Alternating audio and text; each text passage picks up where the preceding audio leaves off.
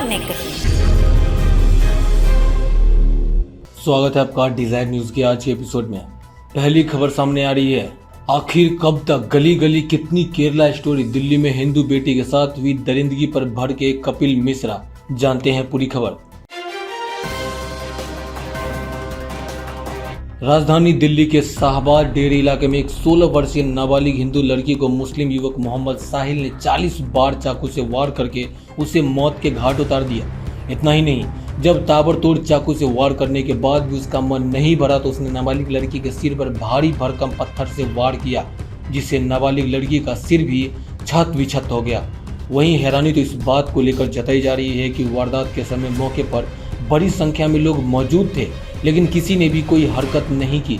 सबके सब मूक दर्शक बने रहे। अगर उस वक्त किसी ने भी उसे बचाने की कोशिश की होती तो शायद साक्षी हमारे बीच होती, लेकिन अफसोस किसी ने भी रत्ती भर हिम्मत नहीं दिखाई। अगर हिम्मत दिखाई होती तो आज साक्षी की जान बचाई जा सकती थी। फिलहाल आरोपी मोहम्मद साहिल को गिरफ्तार कर लिया गया है। उसे उत्तर प्रदेश के बुलंदशहर से गिरफ्तार कर लिया गया। अभी पुलिस उसे दिल्ली लेकर आ रही है, जिसके बाद पुलिस उसे हिरासत में लेकर पूछताछ करेगी। यह पता लगाने की कोशिश करेगी कि आखिर उसने क्यों साक्षी को मौत के घाट उतारा। उधर दिल्ली महिला आयोग की अध्यक्ष स्वाति मालीवाल ने मामले को संज्ञान में लेने के बाद दिल्ली पुलिस को नोटिस जारी किया है।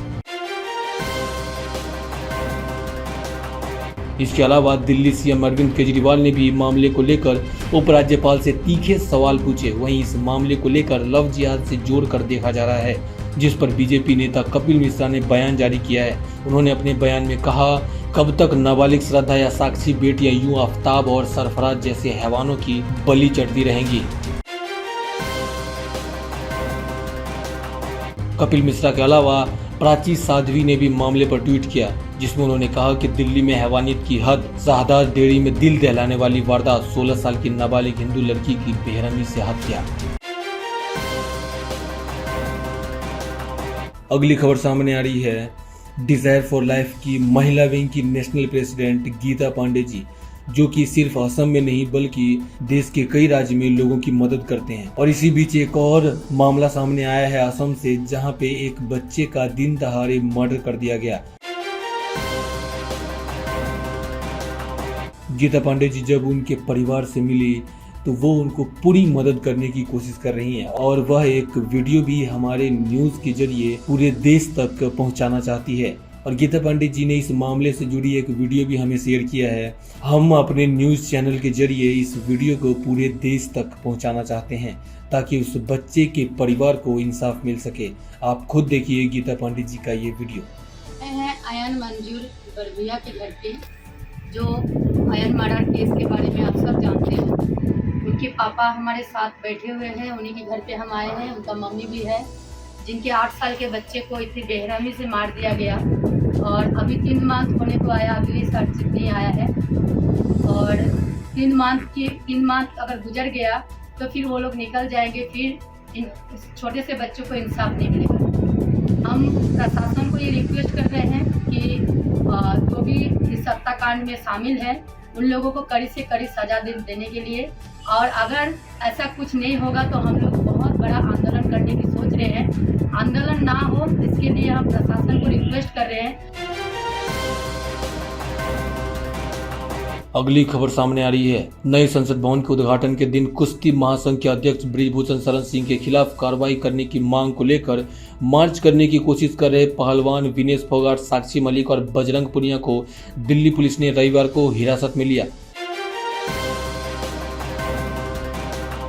दिल्ली पुलिस ने जंतर मंतर पर प्रदर्शनकारी पहलवानों द्वारा लगाए गए अस्थायी टेंट को भी हटा दिया है। वहीं पहलवान को अपना समर्थन देने दिल्ली की ओर रुख कर रहे कई राज्यों के किसान नेताओं को दिल्ली पुलिस ने राष्ट्रीय राजधानी के बॉर्डर पर रोक दिया। दिल्ली पुलिस के रवैये से नाराज किसान नेता राष्ट्रीय राजधानी के बॉर्डर पर धरने पर बैठ गए। भारतीय किसान यूनियन के नेता राकेश टिकैत के नेतृत्व में सैकड़ों किसानों को रविवार को दिल्ली पुलिस ने गाजीपुर बॉर्डर पर रोक दिया, क्योंकि वे राष्ट्रीय राजधानी में प्रवेश करने की कोशिश कर रहे थे। नए संसद भवन के पास पहलवानों की ओर से आहूत प्रदर्शन में हिस्सा लेने के लिए सैकड़ों की संख्या में किसान दिल्ली में प्रवेश करने की कोशिश कर रहे थे। दिल्ली में आज एक तरफ पीएम मोदी नए संसद भवन का उद्घाटन कर रहे थे, वहीं कुछ दूर देश के ओलंपिक मेडल विजेता समेत कई पहलवानों को पुलिस हिरासत में ले रही थी। इस पर राकेश टिकैत ने ट्वीट के जरिए कहा कि पहलवार बेटियों को जबरन सड़क पर घसीटने वाली केंद्र सरकार संसदीय मर्यादाओं के लिए दुहाई देकर खुद को गौरवान्वित महसूस कर रही है, लेकिन बेटियों की चीख आज हुक्मरानों को नहीं सुनाई दी। हमारी बेटियों को हिरासत से छोड़ने और न्याय मिलने तक किसान गाजीपुर बॉर्डर पर डटे रहेंगे। अगली खबर सामने आ रही है। पटना में विपक्षी दलों का महाजुटान, क्या पूरा करेगा नीतीश कुमार का सबसे बड़ा अरमान? जानते हैं पूरी खबर। देश में विपक्षी एकता की मुहिम में जुटे बिहार के मुख्यमंत्री नीतीश कुमार की मेहनत रंग लाने लगी है। 2024 के लोकसभा चुनाव के लिए संयुक्त रणनीति पर मंथन करने और निर्णय लेने के लिए विपक्षी दलों की 12 जून को पटना में बैठक है, जिसमें 18 से ज्यादा दलों के नेता शिरकत करेंगे। इस बैठक की अध्यक्षता नीतीश कुमार करेंगे। बता दें कि नीतीश बार बार ये कहते आए हैं कि वे पीएम पद के उम्मीदवार नहीं है, लेकिन 2024 के चुनाव में नरेंद्र मोदी की अगुवाई वाली बीजेपी सरकार को जरूर हराना चाहते हैं।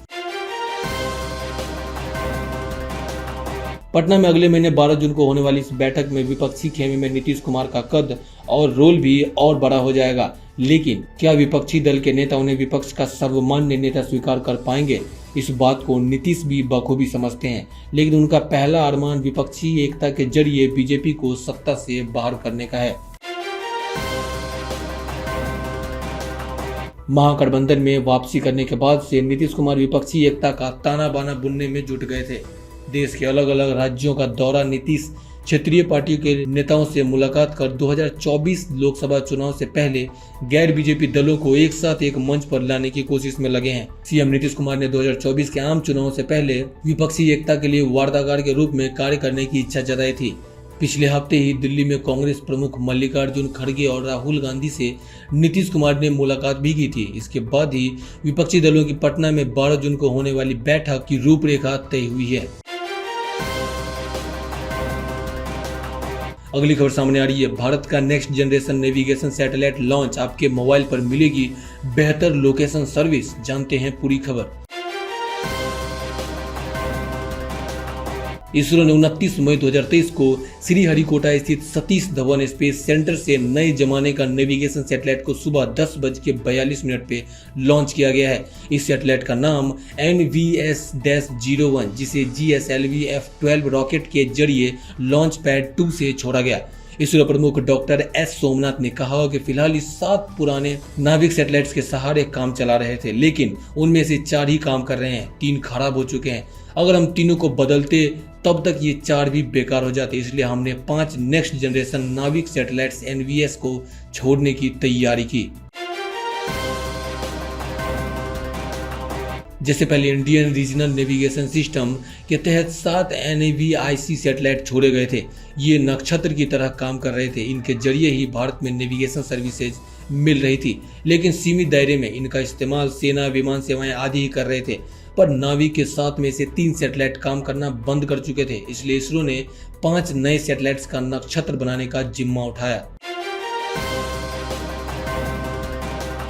NVS-01 सैटेलाइट को धरती की जियोसिंक्रोनस ऑर्बिट में 36,568 किलोमीटर ऊपर तैनात किया जाएगा।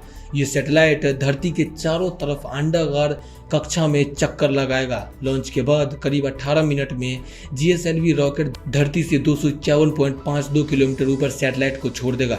इसके बाद वह अपनी कक्षा तक की यात्रा खुद करेगा। अपने थ्रस्टर्स की बदौलत वह निर्धारित कक्षा में पहुंच जाएगा। सैटेलाइट को 2 सोलर पैनल से ऊर्जा मिलेगी, जिसकी वजह से सैटेलाइट को 2.4 kW ऊर्जा मिलेगी। साथ ही सैटेलाइट में लगे लिथियम आयन बैटरी की चार्जिंग भी होगी। यह सैटेलाइट लॉन्च के बाद से लेकर अगले 12 साल तक काम करती रहेगी। L1 बैंड आमतौर पर पोजीशन, नेविगेशन और टाइमिंग के लिए इस्तेमाल किया जाता है। इसका उपयोग नागरिक सेवाओं के लिए किया जाता है। अगली खबर सामने आ रही है। असम को आज मिलेगी पहली वंदे मातरम एक्सप्रेस, पीएम मोदी दिखाएंगे हरी झंडी। जानते हैं पूरी खबर। अब पूर्वोत्तर राज्य असम को भी पहली वंदे मातरम एक्सप्रेस मिल जाएगी। पीएम नरेंद्र मोदी आज वीडियो कॉन्फ्रेंसिंग के माध्यम से असम की पहली वंदे भारत एक्सप्रेस को हरी झंडी दिखाएंगे। एक सरकारी अधिकारी ने रविवार को इस बात की जानकारी दी। उन्होंने कहा कि पीएम मोदी न्यू बोंगाईगांव, दुधनोई, मेंदीपाथेर और गुवाहाटी चापरमुख के नए विद्युतीकृत खंड को भी राष्ट्र को समर्पित करेंगे। इसके अलावा पीएम यहां लुमडिंग में नए डेमू मेमू ट्रेनों के लिए वर्कशॉप शेड का भी उद्घाटन करेंगे। असम के पहले वंदे भारत एक्सप्रेसवे को लेकर बीते रविवार को पीएम मोदी ने एक ट्वीट भी किया था। उन्होंने लिखा कि कल 29 मई को दोपहर 12 बजे असम की पहली वंदे भारत एक्सप्रेसवे को हरी झंडी दिखाकर मुझे खुशी हो रही है। यह अत्याधुनिक ट्रेन गति, आराम और बेहतर कनेक्टिविटी प्रदान करने की हमारी प्रतिबद्धता का प्रतीक है। यह पर्यटन को भी बढ़ावा देगा और सामाजिक आर्थिक विकास को समृद्ध करेगा। अधिकारी ने कहा कि ट्रेन की फ्रीक्वेंसी सप्ताह में 5 दिन होगी। मंगलवार को इस ट्रेन की कोई सेवा नहीं होगी। यह नई सेवा गुवाहाटी और न्यू जलपाईगुड़ी के बीच 411 किलोमीटर की दूरी 5 घंटे 30 मिनट में तय करेगी, जिससे सबसे हाई स्पीड वाली ट्रेन के जरिए वर्तमान में यात्रा समय काफी कम हो जाएगा।